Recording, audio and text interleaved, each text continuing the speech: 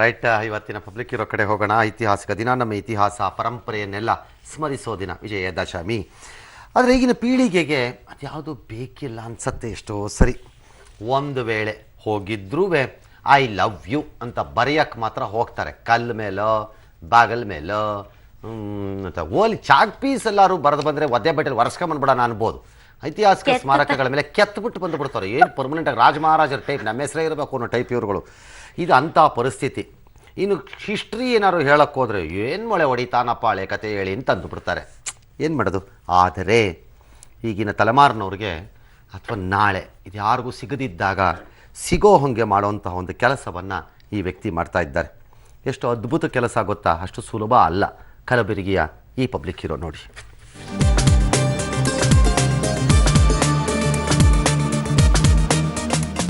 ಕಲಬುರಗಿ ಸೇರಿದಂತೆ ಹೈದರಾಬಾದ್ ಕರ್ನಾಟಕ ಭಾಗಕ್ಕೆ ತನ್ನದೇ ಆದ ಮಹತ್ವದ ಇತಿಹಾಸವಿದೆ. ಆದರೆ ಸರ್ಕಾರ ಮಾತ್ರ ಚಿತ್ತ ಹರಿಸದ ಕಾರಣ ಅಲ್ಲಿನ ಭವ್ಯ ಪರಂಪರೆ ಜನರಿಗೆ ತಿಳಿಯುತ್ತಿಲ್ಲ. ಆದರೆ ಕಲಬುರಗಿಯ ಅಯಾಜುದ್ದೀನ್ ಇಲ್ಲಿನ ಇತಿಹಾಸದ ಬಗ್ಗೆ ದಶಕಗಳಿಂದ ಜನರಲ್ಲಿ ಜಾಗೃತಿ ಮೂಡಿಸುತ್ತಿದ್ದಾರೆ. ಕೇವಲ ರಾಷ್ಟ್ರ ಮಟ್ಟದಲ್ಲಿ ಅಲ್ಲ, ಅಂತಾರಾಷ್ಟ್ರೀಯ ಮಟ್ಟದಲ್ಲೂ ಈ ಭಾಗದ ಇತಿಹಾಸವನ್ನ ಪಸರಿಸಿದ್ದಾರೆ. ರಾಷ್ಟ್ರಕೂಟರು, ಬಹುಮನಿ ಸುಲ್ತಾನರು ಸೇರಿದಂತೆ ಅನೇಕ ರಾಜ ಮನೆತನಗಳು ಕಲಬುರಗಿಯಲ್ಲಿ ಆಳ್ವಿಕೆ ನಡೆಸಿವೆ. ಹೀಗಾಗಿ ಇಲ್ಲಿರುವ ಕೋಟೆ ಮತ್ತು ಸ್ಮಾರಕ ನೋಡಲು ಸಾವಿರಾರು ಪ್ರವಾಸಿಗರು ಆಗಮಿಸುತ್ತಾರೆ. ಈ ಪ್ರವಾಸಿಗರಿಗೆಲ್ಲ ಉಚಿತವಾಗಿ ಮಾರ್ಗದರ್ಶನ ಮಾಡ್ತಾರೆ ಅಯಾಜುದ್ದೀನ್. ಅಷ್ಟೇ ಅಲ್ಲ, ರೋಜಾ ಬಡಾವಣೆಯ ತಮ್ಮ ಮನೆಯಲ್ಲಿಯೇ ಒಂದು ಚಿಕ್ಕ ಮ್ಯೂಸಿಯಂ ಮಾಡಿದ್ದಾರೆ. ಈ ಮ್ಯೂಸಿಯಂ ಮೂಲಕ ಪ್ರವಾಸಿಗರಿಗೆ ಇತಿಹಾಸವನ್ನ ನೆನಪಿಸ್ತಾರೆ. ಸಾಕಷ್ಟು ಟೂರಿಸ್ಟ್ ಗುಲ್ಬರ್ಗ ಈ ನಮ್ಮ ಭಾಗಕ್ಕೆ ಹೈದರಾಬಾದ್ ಕರ್ನಾಟಕ ಬರ್ತಾರೆ. ಅವ್ರಿಗೆ ಸರಿಯಾಗಿ ಮಾಹಿತಿ ಇಲ್ಲ. ಅದ್ರ ಬಗ್ಗೆ ಮಾಹಿತಿ ಕೊಡ್ತೀನಿ. ನಶಿತ್ ಹೋಗ್ತಾ ಇದೆ. ಸರ್ಕಾರಿ ಕಡೆ ಗಮನ ಕೊಡ್ತಾ ಇಲ್ಲ. ಇದ್ರ ಸೇವೆ ಸತತವಾಗಿ ನಾನು 10-20 ವರ್ಷದಿಂದ ನಾನು ಇದು ಸೇವೆ ಕೊಡ್ತಾ ಇದ್ದೀನಿ. ವೃತ್ತಿಯಲ್ಲಿ ಛಾಯಾಗ್ರಾಹಕರಾಗಿರೋ ಅಯಾಜುದ್ದೀನ್ ಪೇಂಟಿಂಗ್ ಕೂಡ ಮಾಡ್ತಾರೆ. 30ಕ್ಕೂ ಹೆಚ್ಚು ರಾಷ್ಟ್ರಗಳಿಗೆ ತೆರಳಿ ಈ ಭಾಗದ ಇತಿಹಾಸದ ಮೇಲೆ ಬೆಳಕು ಚೆಲ್ಲಿದ್ದಾರೆ. ಈ ಮೂಲಕ ಸರ್ಕಾರ ಮಾಡಬೇಕಾದ ಕೆಲಸವನ್ನ ಅಯಾಜುದ್ದೀನ್ ಮಾಡ್ತಿದ್ದಾರೆ. ಅಯಾಜುದ್ದೀನ್ ಕಾರ್ಯಕ್ಕೆ ಜನ ಕೂಡ ಮೆಚ್ಚುಗೆ ವ್ಯಕ್ತಪಡಿಸುತ್ತಾರೆ. ಐತಿಹಾಸಿಕ ಸ್ಥಳಗಳ ಬಗ್ಗೆ ವಿವರವಾಗಿ ಕೊಡ್ತಾ ಇದ್ದಾರೆ. ಫ್ರೀಯಾಗಿ ತಮ್ಮ ಸ್ವಂತ ಖರ್ಚಿನಿಂದ ಏನದ ಇದೊಂದು ಒಳ್ಳೆಯ ಸೇವೆಯನ್ನು ಮಾಡ್ತಾ ಇದ್ದಾರೆ. ಇದು ಒಂದು ದೊಡ್ಡ ಅವ್ರದೊಂದು ನಮ್ಮ ಭಾಗಕ್ಕೆ ಒಂದು ದೇಣಿಗೆ ಅಂತ ನನ್ನ ಒಂದು ಅನಿಸಿಕೆ. All right. ಶ್ರೀ ಅಯಾಜುದ್ದೀನ್ ಈಗ ನಮ್ಮ ಜೊತೆ ನೇರ ಸಂಪರ್ಕದಲ್ಲಿದ್ದಾರೆ ಗುಲ್ಬರ್ಗದಿಂದ, ಕಲಬುರಗಿಯಿಂದ. ನೋಡೋಣ ಏನು ಹೇಳ್ತಾರೆ ಅಂತ. ನಮಸ್ಕಾರ. ನಮಸ್ಕಾರ ಸರ್. ಚೆನ್ನಾಗಿದ್ದೀರಾ? ಚೆನ್ನಾಗಿದ್ದೀವಿ ಸರ್, ನಿಮ್ಮ ಆಶೀರ್ವಾದ ಸರ್. ಆಯ್ತು, ನಮ್ಮ ಆಶೀರ್ವಾದ ಯಾಕೆ, ಆಯ್ತು ಇರಲಿ. ಈ ಆಸಕ್ತಿ ನಿಮ್ಮಲ್ಲಿ ಯಾಕೆ? ನೀವು ಓದಿದ್ದೇನು? ಫಸ್ಟ್ ಆಫ್ ಆಲ್ ಮೊದಲನೆಯ ಪ್ರಶ್ನೆ, ಓದಿದ್ದೇನು? ಸರ್ ನಾನು ಕನ್ನಡ ಮೀಡಿಯಂ. ನಾನು as a artist god gift ಇರ್ತಾನೆ ಸರ್. ನಾನು ಕಲ್ತಿದ್ದು DMC drawing master course, diploma painting, BFA ಮಾಡಿದ್ದೀನಿ. ನಂತರ ಜೊತೆ ನನ್ಗೆ ಇದು ಹವ್ಯಾಸ ಫೋಟೋಗ್ರಾಫಿದು ಒಂದು. ಈ ಹವ್ಯಾಸ ಜೊತೆ ನಾನು ಫೋಟೋಗ್ರಾಫಿ, ಹಿಸ್ಟಾರಿಕಲ್ ಮಾನ್ಯುಮೆಂಟ್ಸ್ ಬಗ್ಗೆ ಬಹಳ ನನ್ಗೆ ಇಂಟ್ರೆಸ್ಟ್ ಬೆಳೀತು. ಇದು ಅದ್ಭುತ ಮಾನ್ಯುಮೆಂಟ್ಸ್, ಇತಿಹಾಸ, ಅದ್ಭುತ ಕಟ್ಟಡ ಈಗಿನ ಕಾಲದಲ್ಲಿ ಕಟ್ಟೋದಿಲ್ಲ ಯಾರು. ಆದ್ರೆ ಇಂಥ ಅದ್ಭುತ ಕಾಲೇಜ್ ನಶಿತ್ ಹೋಗ್ತಾ ಇದ್ವಿ. ಇವಕ್ಕೆ ಹ್ಯಾಂಗ ಸಂರಕ್ಷಣೆ ಮಾಡಿ ನಾವು ಇಡಬೇಕು, ಯಾವ ರೀತಿ ಇದಕ್ಕೂ ಒಬ್ಬರ ಪೀಳಿಗೆ ತೋರಿಸ್ಬೇಕಂತ ನಾನು ಇದು ಆರ್ಟ್ ಅಂಡ್ ಆರ್ಕಿಟೆಕ್ಚರ್, ಕರಕುಶಲ ಕಲೆಗಳೇನಂತಾರೆ ಸರ್, ಇದರಲ್ಲಿ ನೋಡ್ತಾ ಇರ್ತೀನಿ ಸರ್. ನಾನು ಪೇಂಟಿಂಗ್ ದೃಷ್ಟಿಯಿಂದ ಇದು ಹಿಸ್ಟಾರಿಕಲ್ ಮಾನ್ಯುಮೆಂಟ್ಸ್ ನೋಡ್ತಾ ಇರ್ತೀನಿ ಸರ್. All right. ನಿಮಗೆ ಆಸಕ್ತಿ ಆಮೇಲೆ ಬೆಳೀತು, ನೀವು ಮಾಡಿದ್ರಿ, ಕರೆಕ್ಟು. ಬಟ್ ನೀವು ಜೀವನಕ್ಕೆ ಏನು ಮಾಡ್ತೀರಿ? ಉದ್ಯೋಗ ಏನು?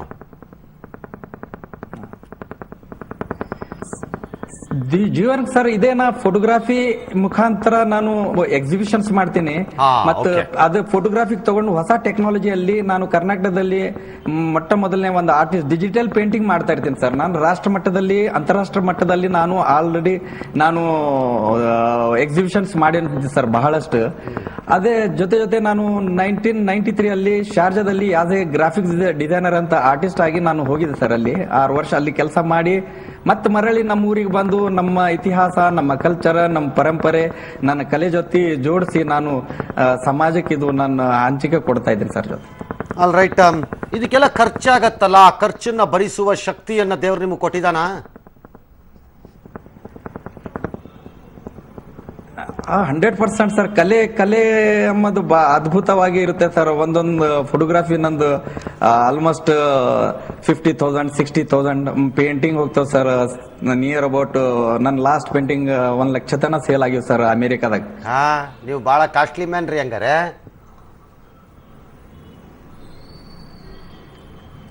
ಕಾಸ್ಟ್ಲಿ ಮ್ಯಾನ್ ಸರ್, ಕಲೆ ನಂದು ಕಾಸ್ಟ್ಲಿ ಸರ್. ನಾ ಕಾಸ್ಟ್ಲಿ ಮ್ಯಾನ್ ಇಲ್ಲ, ನಾನು ಬಡ ಮನುಷ್ಯ. ನಾನು ವರ್ಕ್ ಜೊತೆ ಜೊತೆ ಬಾಳ್ತಾ ಇರ್ತೀನಿ ಸರ್. ಅದ್ರ ಜೊತೆ ಬಡ ಮನುಷ್ಯ ಅಂತೀರಿ. ಬಡ ಮನುಷ್ಯ ನೀವು ಹಂಗಾರೆ. ನೀವು ಒಂಥರ ಸುಲ್ತಾನ್ ಟೈಪೇ ಇದೀರಪ್ಪ. ಅದೆಲ್ಲ ಯಾಕೋ ನೋಡಿದ್ರೆ ನನಗೆ. ಆಲ್ ರೈಟ್, ಇರ್ಲಿ ಬಿಡಿ. ನೀವು ದುಡ್ಡು ಮಾಡಿದ್ರೆ ನಾನೇ ಯಾಕೆ ಬೇಜಾರು ಮಾಡ್ಕೋಬೇಕು? ಹಾಗೇನಿಲ್ಲ ಸರ್. ಏನ್ ಹಾ ಸರ್, ಆಯ್ತು.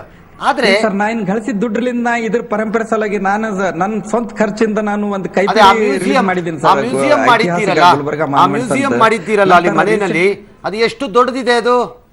ಹಾ ಸರ್ ಜಿ ಸರ್, ಅದು ಮೇ ಬಿ 20 by 16 ಫೀಟ್ ಇದೆ ಸರ್.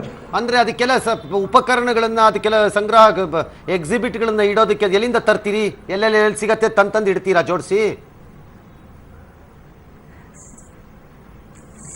ಸರ್ ಹಾ ಸರ್, ನಾನು ಕಲೆಕ್ಷನ್ ಮಾಡ್ತಾ ಇರ್ತೀನಿ ಸರ್. ನನ್ಗೇನ್ ಸಂಬಳ ಇದು ಪೇಂಟಿಂಗ್ ಸೇಲ್ ಮಾಡಿ, ಫೋಟೋಗ್ರಫಿ ಸೇಲ್ ಮಾಡಿ ಏನ್ ದುಡ್ಡು ಬರ್ತಾವಲ್ಲ ಸರ್, ನಾನು ನಾಣ್ಯಗಳು ಹೆಚ್ಚಿಗಾಗಿ ಕಲೆಕ್ಷನ್ ಮಾಡ್ತೀನಿ ಸರ್. ಅದ್ರ ಜೊತೆ ಇಲ್ಲಿ ಹಿಸ್ಟಾರಿಕಲ್ ಮಾನ್ಯುಮೆಂಟ್ಸ್ ಏನ್ ನೋಡ್ಲಕ್ ಜನ ಬರ್ತಾರಲ್ರಿ. ಇಲ್ಲಿ ನಿಯರ್ ದರ್ಗಾ 800 years ಓಲ್ಡ್ ಹಜರತ್ ಖಾಜಾ ಬಂದನ ದರ್ಗಾ ಅದ. ಜನ ಏನ್ ಬರ್ತಾರಲ್ರಿ, ನನ್ ಮ್ಯೂಸಿಯಂ ಬರ್ತಾರೆ, ನೋಡ್ತಾರೆ, ಪರ್ಚೇಸ್ ಮಾಡ್ತಾರೆ ಸರ್. ಅದ್ರಲಿಂದ ಬಂದ ಹಣದ್ಲಿಂದ ನಾನು ಮನೆ ಈಗಿನ ಕಾಲದ ಮಂದಿಗೆ ಹಿಸ್ಟ್ರಿ ಬಗ್ಗೆ ಇಂಟ್ರೆಸ್ಟ್ ಬಹಳ ಕಡಿಮೆ ಅಲ್ವಾ?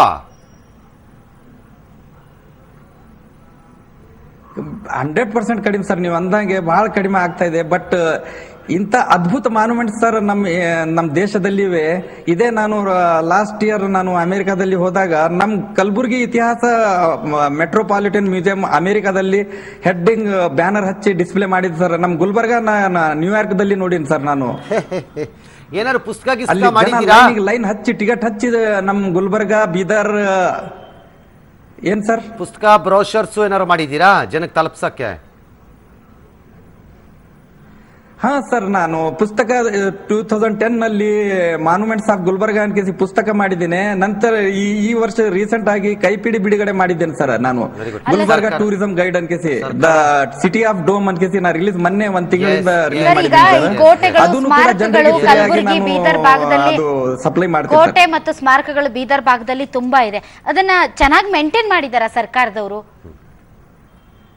ನಮಗೇನೋ ಇಷ್ಟ ಆಸಕ್ತಿ ಇದೆ, ಮೇಂಟೈನ್ ಇಲ್ಲ ಸರ್. ಇದೇ ಬಹಳ ಅಫ್ಸೋಸ್ ಆಯ್ತು ಸರ್. ಇದು ಕ್ವಶನ್ ಬಹಳ ಒಳ್ಳೆ ಕ್ವಶನ್. ನನ್ನ ಜನರಿಗೆ ಅದು ಮೇಂಟೈನ್ ಮಾಡ್ತಾ ಇಲ್ಲ ಸರ್. ಮೇಂಟೈನ್ ಮಾಡೋದು ಬಹಳ ಜರೂರಿ ಇದೆ.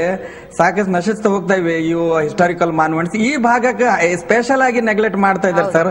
ಲಾಸ್ಟ್ ಇಯರ್ ಅದೇ ನಮ್ಮ R.B. ದೇಶಪಾಂಡೆ ಅವರು ಟೂರಿಸಂ ಮಿನಿಸ್ಟರ್ ಇದ್ದಾಗ ಕರ್ನಾಟಕದ 46 ಮಾನ್ಯುಮೆಂಟ್ ಸೈಟ್ ತಗೊಂಡಿದ್ದಾರೆ. ಅದರಲ್ಲಿ ಗುಲ್ಬರ್ಗ ಯಾದಗಿರಿ ಬಿಟ್ಟು ತಗೊಂಡಿದ್ದಾರೆ ಸರ್.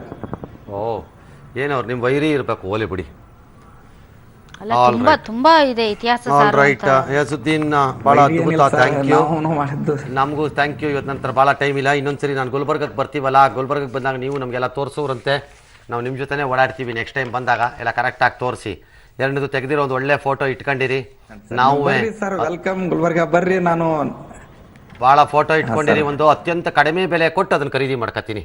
ಅತ್ಯಂತ ಕಡಿಮೆ ಬೆಲೆ ಈಗಲೇ ಹೇಳ್ಬಿಟ್ಟಿದ್ದೀನಿ. All right, thank you Ayazuddin. All the best. ಇವತ್ತು ಆಯುಧ ಪೂಜೆ. ಎಲ್ಲರೂ ಅವರವರಿಗೆ ತೋಚಿದ್ದನ್ನು ಆಯುಧ ರೂಪದಲ್ಲಿ ಪೂಜೆಯನ್ನು ಮಾಡಿರ್ತಾರೆ. ವಾಹನದಿಂದ ಹಿಡಿದು ಪೆನ್ನು ಪೇಪರ್ವರೆಗೆ ಯಾವುದನ್ನು ಬೇಕಾದ್ರೂ ಬಳಸ್ಕೋಬೋದು. ಆದರೆ ನಮ್ಮ ಸೈನಿಕರು ಆಯುಧ ಪೂಜೆ ಮಾಡೋ ಲಕ್ಷಣಗಳು ಕಾಣಿಸ್ತಾ ಇದೆ. ಭಾರತ ಪಾಕಿಸ್ತಾನದ ಮಧ್ಯೆ ಯುದ್ಧದ ಕಾರ್ಮೋಡ ಇನ್ನಷ್ಟು ಹೆಚ್ಚಾಗ್ತಾ ಇದೆ. ತಮಿಳುನಾಡಿನ ಜಯಲಲಿತಾ ಅವರ ಅಭಿಮಾನಿಗಳಿಗೊಂದು ಶುಭ ಸುದ್ದಿ ಬರ್ತಾ ಇದೆ. 19 ದಿನ ಆದ್ಮೇಲೆ ಕಣ್ ತೆರೆದಿದ್ದಾರೆ ತಮಿಳುನಾಡಿನ ಮುಖ್ಯಮಂತ್ರಿ ಜಯಲಲಿತಾ. ಇದೀಗ ಬರ್ತಾ ಇದೆ ಬ್ರೇಕಿಂಗ್ ನ್ಯೂಸ್.